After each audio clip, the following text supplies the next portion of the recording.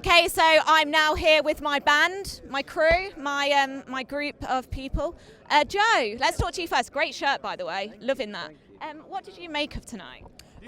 It was never going to be too easy, but we made it a lot harder than it needed to be. I think, especially in the first 45 minutes. Villa aren't a team to be sniffed at, even with the changes they make.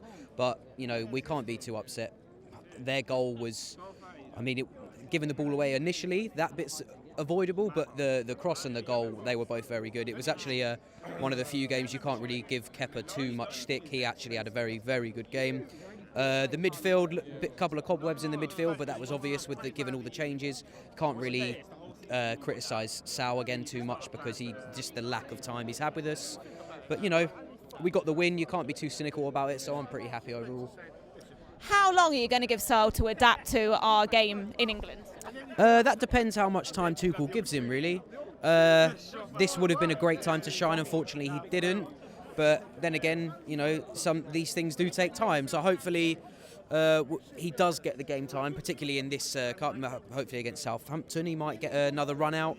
But I don't really know where he fits in for Premier League standard. But hopefully he'll get the chances, and hopefully we see what we have seen him do at Atletico. Yeah, definitely. And I think it's games like this where you look at your Jorginhos and think, God, we do miss him when he doesn't play. Oh, massively, yeah. And even Romelu Lukaku, if he started that game, it would have been game over. I think in the first 45 with particular crosses. I think Callum Hudson-Odoi, he held the ball too much in a couple of times, and when he put the ball in at the right time, it was perfect. But they were few and far between today, and I'm a big fan of Callum Hudson-Odoi, and I rarely see him like that. So I think that needs some work. And Southampton next game, what are you thinking? Again, they're a Premier League side. They're going to go for it. Hassan Hutel likes this cup. Unless something miraculous happens, they're not going to be too far up in the league. So they're going to go for it, and they're not to be sniffed at. Their midfield is fantastic. Redmond's always their sneaky super sub, and they're very strong. But I believe in Tuchel all the way. So. Absolutely, and what a manager we've got. Yeah, massive. He reads the game fantastically. I think sometimes he makes too many changes, but he knows exactly how to rectify it if that is the case at the beginning. So I think we're through.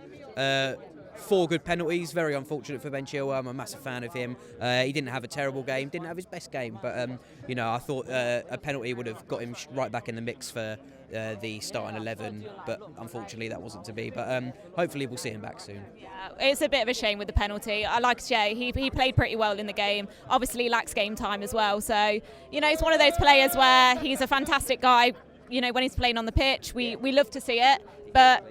Alonso at the minute, that's another story. Let's move on. Yeah. Joe, you can stand there. You can do some candid posing. Bricky, hi. Yeah. Talk to me. What a game that was. For the neutral, great game of football. But for the Chelsea fans, very stressful. I need a nap, I'm not going to lie. Listen, if Villa, if they had better finishers, we could have been out of that game in the first half. They could have scored 2-3 goals. Sharp, we can't break them down, game done. But it was on it. They didn't finish their dinner. Ruben today, I thought he was exceptional. Better player of a bad bunch of players, really. That's what I would say. But listen, it's I get that a lot, so I'm not surprised. Anyway. Nice to see all the players that haven't played recently get a run out. I'm sure all of them work hard in training. They all deserve it. Kepa today, we've got to talk about Kepa. Mate, he was coming for fucking crosses. Kepa, coming. I'm not gonna lie. My man of the match was Kepa. A lot of people say Ruben. A lot of people say Timo, but personally, my man of the match. I'll give it to Kepa. He saved 2 penalties. He saved us. Right, let's hold that thought. Monster, come in. So, Bricky says his man of the match is Kepa. Who's yours? I'm going to give it to Werner, man. Do you know what I mean? I think he deserves it because, listen, he's been through a lot recently. He's been through a lot, obviously out of form, bad touches, missing chances and things like that. And today, obviously, he got his chance and he scored. So I think you've got to give it to him, innit? What do you make of Werner as a player at Chelsea? I'm not going to lie, he's been frustrating, isn't it? Watching him at times, his touches off at times. Obviously, he gets chances, he doesn't score, things like that. But obviously, we're always going to give him all the praise, obviously going to hail him up, try to get him, his confidence high, do you get what I mean? I think today that goal is going to be a boost of his confidence, innit? And hopefully he takes that into the next game, innit? You know what, my guy, yeah? Like, I don't know, but I've never seen Chelsea fans get behind a player so much. What, Fernando Torres? Listen, I wasn't living in this country at that time, innit? I was back. Oh, you missed out. I was in Jamaica, so I don't know. We probably have to ask somebody like Tony that's old enough. I don't know. You can ask me. We backed that kid for a long time. Yeah, I was in Jamaica at the time. So Morata, oh my God, the stick he got. Jorginho, the stick he got. And look at the player he is now. And he actually wasn't that bad of a player. No, but can I say, at the end of the day, we should always get behind any player that's trying to, obviously defend the badge, innit? So I'm always going to back whatever player's here, no matter what. It doesn't matter who they are, where they're from, whatever. I'm always going to back the player, innit? Monster, I've got to ask you a big question now. Are we going to win the Carabao Cup? If we won it, yes. Do I think we should go for it? Nah. I disagree. Oh, you're going for that side of the opinion? Yeah, because where I'm worried is more of December, January, the fixture pile up. Obviously, we're going to be going for the Club World Cup. Obviously, we're going to be going deeper in the Champions League from February and things like that. I'm just not sure unless we're playing the bench players, I'm not sure we should go for this cup. I think we should let this. Can the bench players then, can they win this cup? After today's fixture, I'll worry if we get Man City. Yeah. I'll worry. Because I think this is their cup, so they normally go for this cup. That's when I'll be worried. But for the other teams, West Ham and all these guys, I think Chelsea should beat them easily. We have to concentrate on tonight. We've won tonight. So I massively disagree with you when you say... We're doing a show here, mate. I massively disagree with you when you say we shouldn't go for this cup. Because as champions, you should go for everything. I don't want to hear no one associated with Chelsea say we shouldn't go for no cup. Listen, we've got the squad. We've got a lot of players in this team. Whether Carabao Cup, I don't care what it is. Community Shield, I don't care what the fuck it is. We should go for everything. Cup is a cup. That's what big teams do. Win cups, win championship. I don't care. We should go for everything. We got the squad. We got the fringe players. Play them, as Lewis said, play them in this cup. The question is though, will the fringe players win this cup? Look at the quality out there. They didn't show it today. But Callum Hudson-Odoi, Ziyech, Timo, Chilwell. Well, I think give them more game time, they will probably shine for us. And I hope they do. We've got Southampton next. We're going to win, right? Yeah.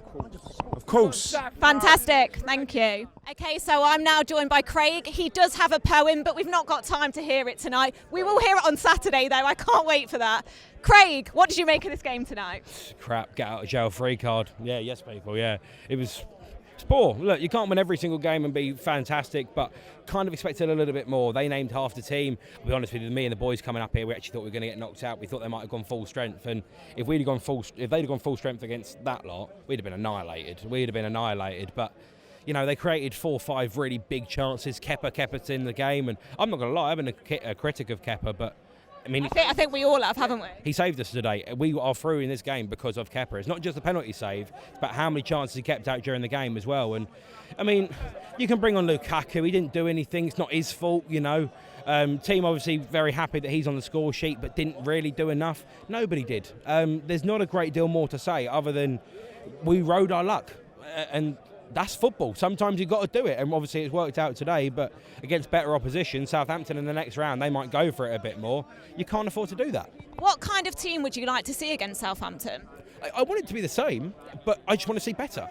It looked like we had 11 individuals that hadn't really played football with each other.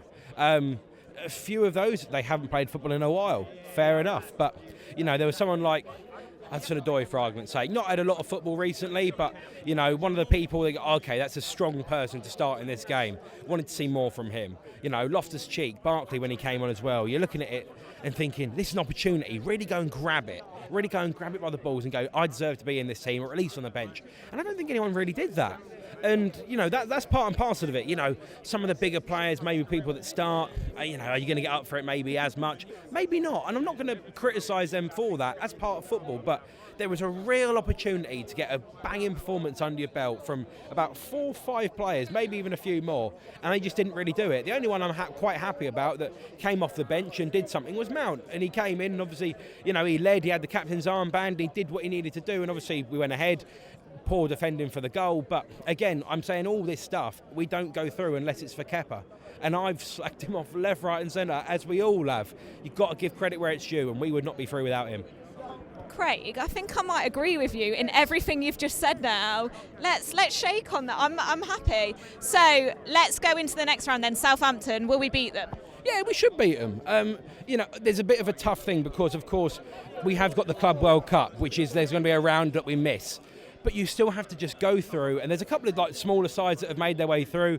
If little upsets happen, you've got to go and approach every single game as you can. If we beat Southampton, the next draw, when it would be the Club World Cup one, I believe, we might get blessed. We might get a fantastic draw where we can afford to play half a team and we still go and win it. But, we should, again, similar sort of team, maybe 1 or 2 people more, maybe someone like a Kai Havertz plays from the start, something like that, who's maybe lacking a bit of minutes. You don't know what the future's going to hold, but just those players that were coming in today, the fringe ones, real opportunity, they just did not grab it. Do you think some of that's down to game time though? Yes, definitely. And Chilwell's penalty, I actually thought Chilwell was all right today, but you can tell he lacked a little bit with the penalty, overcomplicated, hasn't played football recently. Not going to criticise him for that, but that's just part and parcel of it. But again, those kind of things, this is a great opportunity tonight, get out your system. Get out your system, and a fair few players didn't do that. And look, again, I don't want to be negative, but again, if you're going to try and bring these players off the bench to try and make an impact in a game when it really does matter, I'm not having the same confidence that maybe I did a couple of weeks ago. And performances like this really should grab it, and I just didn't think they did. We move on, don't we? We're into the next round. We've got to take it. Man City at the weekend. Obviously, we've got to rest some players as well, but we've got through. So let's take it, Craig. And you know what? It's always lovely to chat to you. Thank you. I look forward to your poem on Saturday. Okay, so who knew I had so many friends? But I did. Thank you. Thank you. Right, Lewis. Yeah, hello. Hi, Lewis. Can you, in a sentence, sum up the game for me? So Hermione Granger, I believe. She looks like Hermione Granger. The game personally was first half was quite dogged. Reece James saved us on the line. And then I believe that Ruben Loftus-Cheek kind of carried that team through. My girlfriend just split up with me over Chelsea. But I believe that Chelsea will be my kind of like bleeding heart in all of this, in this whole relationship. Like, thank you, Hermione. But overall, I believe it's a good game. I worry about Hudson-Odoi. He looked like Stephen Fry out there, which terrifies. I don't know. What's your name? My name's Nedved. He's a. Lewis, this is the longest sentence I've ever heard. Firstly, sorry about your girlfriend. Secondly, Callum Hudson-Odoi, yeah, interesting points about him. We will keep an eye on him though, because if he's going to be playing these games, we will keep a watchful eye on that guy. That is the beauty of it. That's the beautiful thing about football. You can watch it. Wow, that is inspirational. I mean, come on, quote of the night. Thank you, Lewis. Thank you. Right, Ryan, we're going back to you. I need to go anyways. It's like, I love you all. You're a good guy. He's given me so many cigarettes today, so cheers. Cool. Lewis, take care.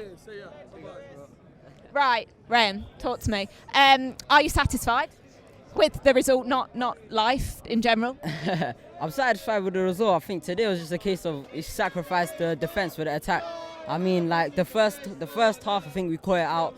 We had the ball a lot of the times, but it wasn't really leading to anything. Like they were pressing us, and then we played the ball forward. But when we just lose the ball forward, nothing would happen. And then when we did lose the ball, we were because of the counter attacks there. We had Saul next to Kante, and then I don't know, Ruben Loftus-Cheek was very deep. So it's all like a mess in the midfield. So we're getting caught in the midfield, and then it led to counter attacks. And they had the better of the chances in the first half, but in the second half, listen, we started moving the ball better. We were pinning them back and through that, you know what I mean? I think Mason Mount coming on helped a lot as well. And we got the goal. But I do feel like because of the amount of attacking players in our midfield, like we went with a midfield of Mount, Saul and Ruben Loftus-Cheek, so we were getting caught on the counter, and that's how really the goal happened, you know what I mean? So yeah, but overall, we should have won the game in normal time. Mount should have definitely scored that, and we were pinning them back. It's the story of Chelsea, innit? We get into the final thirds, and then like nothing really happens from it, innit? Like we're good to getting into the final third. When we get into the final third, what happens? Not too much. But yeah, and then we made it harder for ourselves in penalties, but we got the win, man. And all of this in the Carabao Cup third round. So We've done it though, haven't we? That is the thing, we've done it. And obviously squad rotation, you know, players not playing games, not playing together so much is always going to be a bit problematic. But overall, we got the result, so fair play. I love your analysis, by the way. You're so beautiful at talking. Thank you. Right, Tony, got to talk to you. Thanks. I want to ask you, how much does this competition mean to you? Not a lot. I've got to tell you, not a lot. Not really. I mean, for example, I don't get home till 3 o'clock in the morning tonight, and after that first half, I was questioning why I was here. But I'm here because obviously I love Chelsea. And that's the reason why we're all here, basically. But in terms of competitions, I think we don't need a second cup competition. And if you think about it, you know, we had 9 changes today, great squad, massive pluses. I'm not going to lie.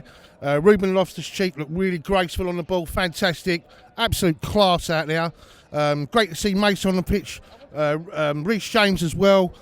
I mean, Ben Chilwell getting some minutes, and of course Trevor. You know, Do you know what? He's getting better and better. Honestly, he's absolute class. So from that perspective, massive pluses, yeah.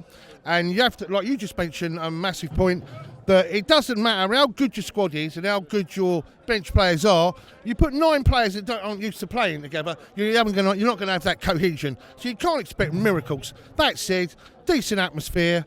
We won the game. We nearly fucked it up at the end. We got through, and we got a decent draw in the next round. And the last thing I just want to say before I go, and I think it's beyond time now for Chelsea fans to start singing Thomas Tuchel's name. And I'll tell you why we don't fucking do it, yeah? Because we're all fucking guilty. We're all right singing Frank Lampard's name every game. Super Frank, Super Frank. What about Thomas Tuchel? Won us the European Cup, won us the UEFA Super League, Super Cup. And right now we're top of the league, yeah? What more does a man have to fucking do? You know what I'm saying? Right, so to fucking start showing some fucking respect. You're at Man City on Saturday, aren't you? Well, we're here, aren't we? It's at the bridge, yes. Yeah, so I want to hear you starting that chant. I'll be in the Matthew Harding end. I'll carry up. Well, you know, just something very simplistic like Thomas Tuchel's Blue and White Army. There you go, guys, you got that, yeah? Well, I've got to tell you, I mean, listen, even a Kai Havertz song, you've got to be a fucking good singer to fucking make that one sound. Tony, I believe that you are a very good singer. You've got to be a great singer to make that song cohesive. Most people cannot sing. So when they're trying to put that one together, it don't fucking work, boys, yeah? Just keeping it real. I'll tell you what, Tony, we'll do some rehearsals in the week. We'll harmonise. We'll get a Thomas Tuchel chant going. That one works, doesn't it? There you go. Thank you.